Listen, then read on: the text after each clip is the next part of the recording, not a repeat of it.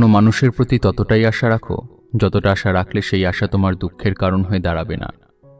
তুমি তোমার গন্তব্যে কোনোদিনই পৌঁছাতে পারবে না যদি তুমি তোমার চলার পথের প্রত্যেকটা চিৎকার করা কুকুরকে পাথর মারতে থাকো। যে আপন সে কখনো দূরে যাবেই না, আর যে দূরে চলে গেছে সে কখনো আপন ছিলই না। পরিস্থিতি যেমনই হোক না কেন, সবসময় কৃতজ্ঞতা জানানো নালিশ করার থেকে অনেক ভালো। আমাকে এই কারণে জিততে হবে কারণ সবাই চায় যাতে আমি হেরে যাই। আশাতেই আমাদের অর্ধেক জীবন আছে, আর উদাস হয়ে যাওয়া অর্ধেক মৃত্যুর সমান। দুটো হাত দিয়ে আমরা 50 জন লোককে মারতে তো পারবো না, কিন্তু দুটো হাত ছেড়ে দিয়ে আমরা কোটি কোটি মানুষের মন জিতে নিতে পারি।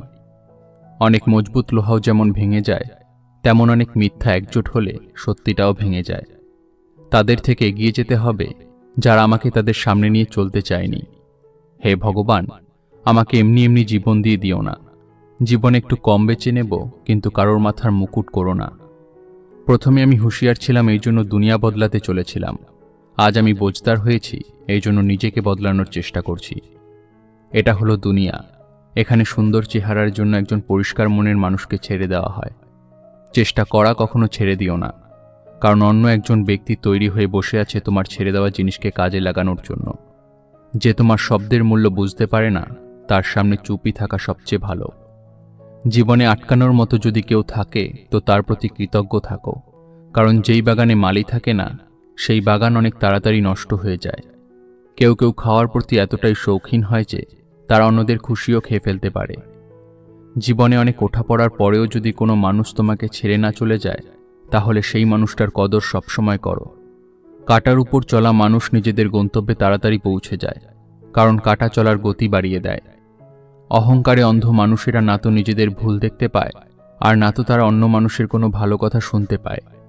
মানুষ সবকিছু ভুলে যায়, কিন্তু কষ্ট দেওয়া মানুষদের কখনো ভুলতে পারে না। নেগেটিভিটি একটা এমন অসুখ যা একজন জীবন্ত মানুষকেও মৃত বানিয়ে দেয়।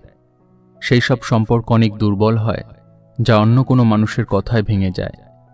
প্রসন্ন থাকার জন্য একটাই সিদ্ধান্ত আছে, কখনো কারোর জন্য অপেক্ষা করো না, আর কখনো কাউকে উপেক্ষা করো না। তোমার ছেলে মানুষের মতো আচরণই তোমাকে এতটা জীবন্ত করে রাখে, নয়তো বোঝদার হওয়ার নামই হলো বয়স্ক। এটা ভেবেই সবসময় খুশি থাকো যে যেটা ছিল ভালো ছিল, যেটা বাকি আছে সেটা আরও ভালো, আর যেটা সামনে এগিয়ে যাওয়ার পর পাওয়া যাবে সেটা সবচেয়ে ভালো হবে। সময় আর আপনজন যখন এই দুই একসাথে আঘাত দেয়, তখন মানুষ কেবলমাত্র বাইরে থেকেই নয়, বরং তারা ভিতর থেকেও ভেঙে পড়ে। আশা করা আর বিশ্বাস করা কখনো ভুল হয় না, শুধুমাত্র এটা আমাদের উপরে নির্ভর করে যে আমরা কার প্রতি আশা রেখেছি আর কার উপর বিশ্বাস করেছি।